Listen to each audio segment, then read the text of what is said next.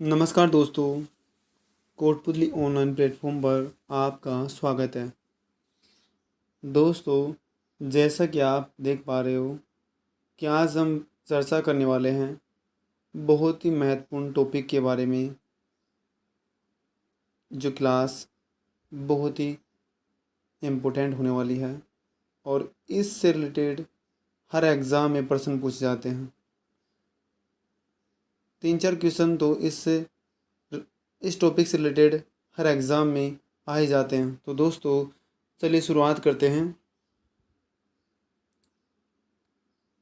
ऋतुएं। अब बात करते अब बात कर लेते हैं दोस्तों कि भारत में जो ऋतुएं हैं वो 6 होती हैं दोस्तों। वैसे तो राजस्थान में भारत की ऋतुओं से संबंधित नहीं पूछा जाएगा, राजस्थान जी के है तो राजस्थान जी की पूछा जाएगा। फिर भी थोड़ा सा मोटा मोटा इसमें देख लेते हैं। भारतीय माह, अंग्रेजी माह और ऋतु। चैत्र वैशाख जो इंडियन मंथ है, और अंग्रेजी माह देखें तो मार्च अप्रैल। तो मार्च अप्रैल में कौन सी ऋतु? बसंत ऋतु दोस्तों। मई जून में ग्रीष्म ऋतु, और जुलाई अगस्त है उसमें वर्षा ऋतु। सितंबर अक्टूबर से लेकर शरद ऋतु का प्रचलन है, और नवंबर दिसंबर में हेमंत ऋतु, और जो अंतिम जो ऋतु है जनवरी से फरवरी शिशिर ऋतु। इस प्रकार से कुल 6 ऋतुएं भारत देश में पाई जाती हैं। तो दोस्तों, ये तो थी भारत की ऋतुएं। अब जान लेते दोस्तों, राजस्थान में ऋतुएं कितनी हैं, या कौन कौन सी ऋतुएं, या कौन कौन सा मानसून राजस्थान में पाया जाता है दोस्तों। जलवायु के आधार पर राज्य में 3 प्रकार की ऋतुएं पाई जाती हैं: ग्रीष्म ऋतु, वर्षा ऋतु, शिशिर शिश सॉरी दोस्तों शीत ऋतु। तो आए दोस्तों, हम पहले प्रकार ग्रीष्म ऋतु के बारे में चर्चा करते हैं। ग्रीष्म ऋतु मार्च से मध्य जून तक यह ऋतु चलती है। ग्रीष्म ऋतु का प्रारंभ मार्च से होता है, जबकि मध्य जून तक रहता है। 21 मार्च को सूर्य की किरणें भूमध्य रेखा पर सीधी पड़ती हैं दोस्तों। इसके पश्चात सूर्य उत्तरायण होने लगता है, जिससे उत्तरी गोलार्ध में दिन के तापमान में बढ़ोतरी एवं वायुदाब में कमी आती दोस्तों। जैसे जैसे तापमान बढ़ेगा वैसे वैसे वायुदाब कम होता जाएगा दोस्तों। नेक्स्ट फैक्ट पढ़ लेते हैं दोस्तों। 21 जून को जब सूर्य की किरणें मकरक रेखा पर सीधी पड़ती हैं तो राज्य में भयंकर गर्मी पड़ती है दोस्तों। 21 जून को इस ऋतु में तापमान विभिन्न क्षेत्रों में सामान्यतः 30 से 40 डिग्री सेंटीग्रेड से अधिक रहता है। अब राजस्थान में चलने वाली जो आंधी हैं, इसी दौरान जो गर्मियों के मौसम में जो तेज आंधियाँ चलती हैं, तो राजस्थान में विभिन्न प्रकार की आंधियाँ चलती हैं। उनके नाम: उत्तर की ओर से आने वाली जो आंधी है उसको उत्तरा या उत्तरार्ध या धरोण या धराऊ के नाम से जाना जाता है, जबकि दक्षिण की ओर से आने वाली जो आंधी है उसको लकाऊ के नाम से जाना जाता है फ्रेंड्स। पूर्व की ओर आने वाली, जैसा कि नाम से विदित हो रहा है कि पूर्व की ओर चलने वाली जो आंधी है उसको पूर्वाई या पूर्वा या आगुनी के नाम से जाना जाता है दोस्तों।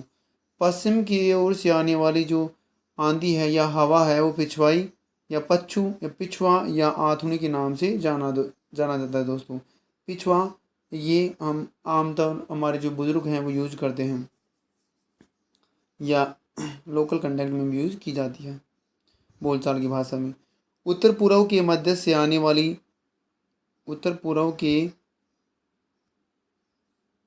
मध्य से आने वाली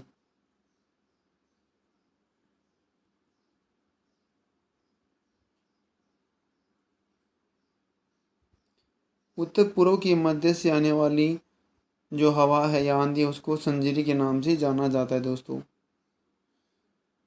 फिर है पूर्व दक्षिण या दक्षिण पूर्व के मध्य से, पूर्व या दक्षिण के मध्य से या दक्षिण पूर्व के मध्य से आने वाली जो आंधी है उसको चीर या चील के नाम से जाना जाता है। जबकि दक्षिण पश्चिम के मध्य से आने वाली जो हवा उसको समुद्री या समुद्री के नाम से जाना जाता है दोस्तों। उत्तर पश्चिम के मध्य से आने वाली उसको सूर्या के नाम से जाना जाता है।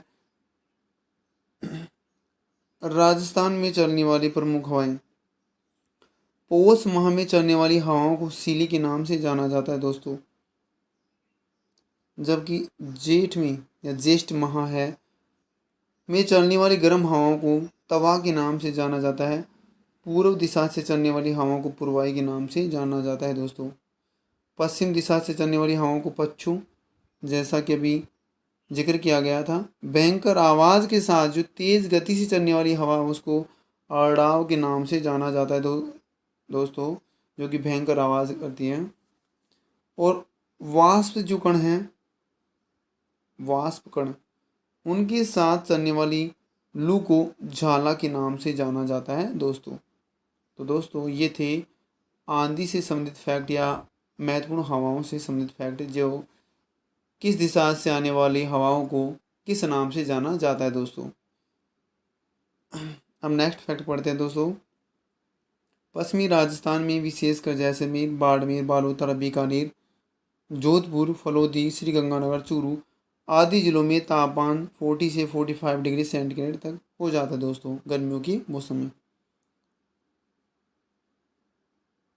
पश्चिमी थार के मरुस्थल का तापमान 45 से 47 डिग्री सेंटीग्रेड तक पहुंच जाता है दोस्तों। थार मरुस्थल रेतीला होने के कारण भारत के अत्यधिक गर्म प्रदेशों में से एक माना जाता है दोस्तों।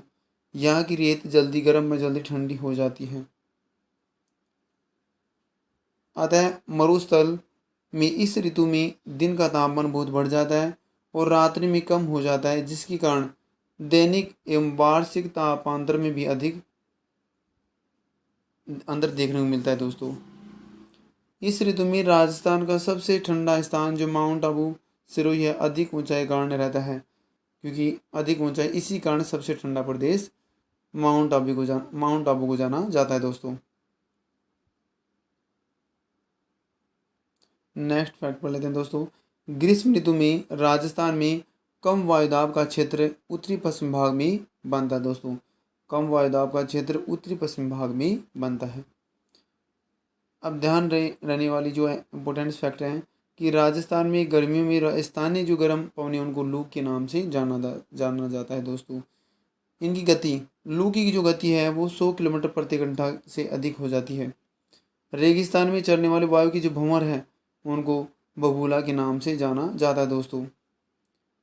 अगर बात करें आंधी, तो राजस्थान में सर्वाधिक आंधियाँ वो कौन सी जिले में चलती हैं? वो गंगानगर जिले में 27 दिन तक लगातार आंधियाँ चलती हैं। अगर दूसरे नंबर की बात करें तो सर्वाधिक आंधियों में हनुमानगढ़ का दूसरा स्थान आता है 24 दिन, बीकानेर का 18 दिन तीसरे स्थान पर, जैसलमेर 16 दिन चौथे स्थान पर आती है दोस्तों। लेकिन सर्वाधिक श्रीगंगानगर में। तो राज्य में सबसे कम आंधी वो झालावाड़ जिले में मात्र 3 दिन तक आती है दोस्तों।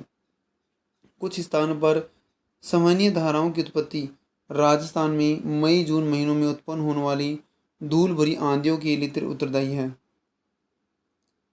नेक्स्ट फैक्ट पढ़ लेते हैं दोस्तों। वर्षा ऋतु मध्य जून से सितंबर तक दोस्तों। राजस्थान में लगभग 90% वृष्टि या वर्षा जुलाई से सितंबर के दौरान हो जाती दोस्तों। राजस्थान में अधिकांश वर्षा मानसून से होती है। अब बात करते दोस्तों राजस्थान में औसत वर्षा की। राजस्थान में औसत वर्षा 57.51 सेंटीमीटर है दोस्तों। औसत वर्षा 50 सेंटीमीटर समवर्षा रेखा राजस्थान को 2 स्पष्ट जलवायु भागों में बांटती दोस्तों। अरावली के पूर्व में 50 सेंटीमीटर से अधिक और पश्चिम में 50 सेंटीमीटर से कम वर्षा होती दोस्तों। नेक्स्ट फैक्ट पढ़ लेते दोस्तों। राजस्थान में मानसून वर्षा दक्षिण पश्चिम से उत्तर पूर्व की ओर बढ़ती है, लेकिन राजस्थान में उत्तर पश्चिम से दक्षिण पूर्व की ओर राजस्थान में वर्षा की मात्रा में वृद्धि होती है। राजस्थान के सुदूर पश्चिम भाग में सर्वाधिक वर्षा की प्रवृत्ति पाई जाती है दोस्तों। नेक्स्ट टॉपिक की बात करते हैं दोस्तों, मानसून। मानसूनी पवनें व मौसमी पवनें होती हैं जो वर्ष में 2 बार क्रमिक रूप से अपना मार्ग बदलती है दोस्तों। ध्यान रहे, मानसून अरबी भाषा का शब्द है। फ्रेंड्स, यदि आप पूछे कि मानसून जो शब्द है वो किस भाषा का शब्द है, तो अरबी भाषा का शब्द है, मोस्ट इम्पोर्टेंट। और अरबी भाषा की कौन से शब्द से बना है? मौसम शब्द से बना है, जिसका अर्थ है पवनों की दिशा। जो पवनों की दिशा अर्थात ये जो पवनें हैं ये ही वर्ष में 2 बार क्रमिक रूप से अपना मार्ग बदलती हैं। अब फ्रेंड्स बात आती है कि मानसून की खोज किसने की? मानसून की खोज करने वाले ग्रीक नाविक थे जिसका नाम था हिप्पोलस। और मानसून का अध्ययन करने वाला प्रथम विद्वान कौन था? वो था दोस्तों अल मसूदी। ये मानसून का अध्ययन करने वाला प्रथम विद्वान था। भारतीय मौसम विभाग की वेधशाला राजस्थान के जयपुर नगर में स्थित है। जैसलमेर जिले व उसके आसपास वर्षा जल ग्रहण की जो परंपरागत विधि है उसे खडीन के नाम से जाना जाता है दोस्तों। अब बात करते दोस्तों, मानसून कितने प्रकार का होता है? तो राजस्थान में मानसून 2 प्रकार का, ग्रीष्मकालीन और शीतकालीन मानसून। ग्रीष्मकालीन मानसून के बारे में आइए चर्चा करते हैं, जिसे दक्षिण पश्चिम मानसून भी कहा जाता है। मानसूनी पवनें ग्रीष्म ऋतु में अर्थात गर्मियों में समुद्र से स्थल की ओर बहती हैं, क्योंकि गर्मियों में सूर्य उत्तरी गोलार्ध में सीधा चमकता है दोस्तों। अतः सूर्य की सीधी किरणें पड़ने के कारण तिब्बत का पठार अत्यंत गर्म हो जाता है, जिससे वहाँ निम्न वायुदाब का केंद्र बन जाता है दोस्तों। अत्यंत गर्म होगा वहाँ पर निम्न वायुदाब होगा, और अत्यधिक ठंडा होगा वहाँ उच्च वायुदाब का केंद्र बन जाएगा दोस्तों। नेक्स्ट फैक्ट की बात करते हैं दोस्तों, जबकि दक्षिणी गोलार्ध में स्थित हिंद महासागर में सूर्य की किरणों की तिरछा पड़ने के कारण हिंद महासागर में उच्च वायुदाब का केंद्र बनता है दोस्तों। फेरल का नियम अगर बात करें तो हवा हमेशा उच्च वायुदाब से निम्न वायुदाब की ओर तथा उत्तरी गोलार्ध में दाईं ओर व दक्षिणी गोलार्ध में बाईं ओर चलने लगती है दोस्तों। ये फेरल के नियम के अकॉर्डिंग है दोस्तों। नेक्स्ट फैक्ट की बात करते हैं दोस्तों, इसी कारण हिंद महासागर से हवाएं आर्द्रता लेते हुए तिब्बत के पठार की ओर चलने लगती है दोस्तों। दक्षिण पश्चिम दिशा से चलने के कारण इसे दक्षिण पश्चिम का मानसून भी कहा जाता है फ्रेंड्स। यही पवनें कौन सी दक्षिण पश्चिम मानसून वाली पवनें हैं, मार्ग में पड़ने वाले बादलों को धकेल कर भारत में प्रवेश करती हैं। अगर बात की जाए तो दोस्तों, तो बादलों की प्राप्ति स्थान के आधार पर मानसून को 2 शाखाओं में विभक्त किया जा सकता है। अरब सागर की शाखा, बंगाल की खाड़ी की शाखा, या अरब सागर का मानसून या बंगाल की खाड़ी का मानसून दोस्तों। अब पहले चर्चा करते हैं दोस्तों अरब सागर की शाखा या अरब सागर के मानसून के बारे में।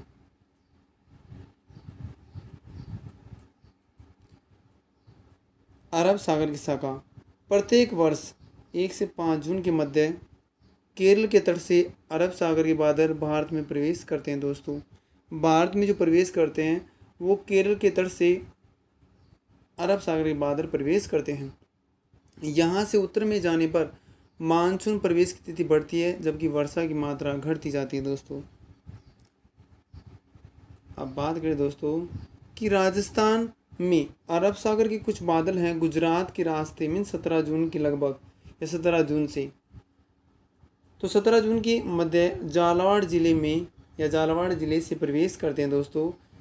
और जो झालावाड़ जिला है उसे राजस्थान में मानसून का प्रवेश द्वार कहा जाता है दोस्तों, जो 17 जून के लगभग प्रवेश करते हैं अरब सागर के कुछ बादल गुजरात के रास्ते से होते हुए, और झालावाड़ है उसे राजस्थान में मानसून का प्रवेश द्वार कहलाता है दोस्तों। नेक्स्ट फैक्ट की बात करते दोस्तों, अरब सागर के बादल अरावली पर्वत के समानांतर होने के कारण राज्य में पर्याप्त वर्षा नहीं कर पाते हैं। अब सेकंड पॉइंट आता है दोस्तों बंगाल की खाड़ी का मानसून। बंगाल की खाड़ी के बादल राज्य में पूर्व दिशा से प्रवेश करते हैं, अतः इन्हें स्थानीय भाषा में पूर्वाया कहा जाता है। ठीक है दोस्तों, अरावली पर्वत के द्वारा रोकी जाने के कारण पूर्वी राजस्थान में पर्याप्त वर्षा करते हैं दोस्तों, लेकिन पश्चिमी राजस्थान अरावली की वृष्टि छाया में होने के कारण वर्षा प्राप्त नहीं कर पाता दोस्तों।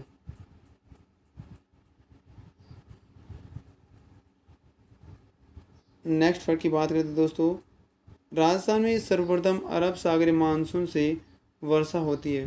फ्रेंड्स, यदि आपसे पूछे कि राजस्थान में सर्वप्रथम कौन से मानसून से वर्षा होती है, तो वो अरब सागर मानसून से। लेकिन फ्रेंड्स, आपसे पूछा जाए कि सर्वाधिक वर्षा कौन से मानसून से होती है, तो बंगाली खाड़ी की मानसून से सर्वाधिक वर्षा होती है दोस्तों। 25 सेंटीमीटर वर्षा रेखा राजस्थान के पश्चिमी रेगिस्तान को 2 समान भागों में बांटती है। जो 25 सेंटीमीटर समवर्षा रेखा है राजस्थान के कितने भागों में बांटती है, राजस्थान को पश्चिमी रेगिस्तान को 2 समान भागों में बांटती है, शुष्क मरुस्थल प्रदेश और अर्ध शुष्क मरुस्थल प्रदेश दोस्तों। जबकि 50 सेंटीमीटर समवर्षा रेखा राजस्थान को 2 समान भागों में बांटती है, पूर्वी राजस्थान और पश्चिमी राजस्थान दोस्तों। नेक्स्ट फैक्ट की बात करें दोस्तों, शीतकालीन मानसून। सर्दियों में सूर्य दक्षिणी गोलार्ध में सीधा चमकता है। तिब्बत के पठार पर उच्च वायुदाब का केंद्र एवं हिंद महासागर में निम्न वायुदाब का केंद्र बन जाता है दोस्तों। पवनें पठार से महासागर की ओर उत्तर पूर्व दिशा से चलना प्रारंभ कर देती हैं, इसी कारण से उत्तरी पूर्वी मानसून भी कहा जाता है दोस्तों। लेकिन ये पवनें महाद्वीप शुष्क पवनें होने के कारण राजस्थान में कहीं भी वर्षा नहीं कर पाती हैं दोस्तों, क्योंकि ये अरावली पर्वत का माला है उसकी समानांतर होती है दोस्तों, इसीलिए वर्षा नहीं हो पाती है। अब आता है दोस्तों मानसून का प्रत्यावर्तन काल। 23 सितंबर को सूर्य किरणें भूमध्य सागर पर सीधी पड़ती है। भूमध्य सागर पर सूर्य किरणें सीधी कब पड़ती हैं, 23 सितंबर को दोस्तों। इसके पश्चात सूर्य दक्षिणायन होने लगता है, जिससे दक्षिणी गोलार्ध में दिन के तापमान में बढ़ोतरी होने लगती है दोस्तों।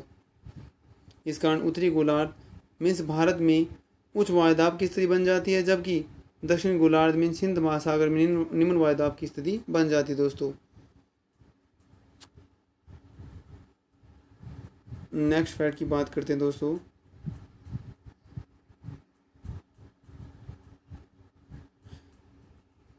इसके परिणाम स्वरूप मानसूनी हवाएं जो दक्षिणी पश्चिम से उत्तर पूर्व की ओर चलती थी, अपनी दिशा परिवर्तन कर लेती हैं और परिवर्तित करके विपरीत दिशा अर्थात उत्तर पूर्व से दक्षिण पश्चिम की ओर चलने लगती हैं दोस्तों।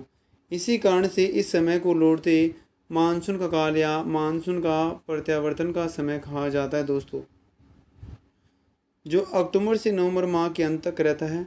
लौटता हुआ जो मानसून है तमिलनाडु की कोरोमंडल तट पर वर्षा करता है दोस्तों। लौटता मानसून कौन से तट पर वर्षा करता है, कोरोमंडल तट पर, और ये कौन से राज्य का है, तमिलनाडु राज्य का दोस्तों। तो दोस्तों ये थे महत्वपूर्ण फैक्ट जो कि हर एग्ज़ाम में पूछे जाते हैं, इसलिए यदि आप इस चैनल पर नए हैं तो पहले चैनल को सब्सक्राइब करें, बेल आइकन प्रेस करें, ताकि वीडियो समय नोटिफिकेशन आपको तुरंत मिल जाए।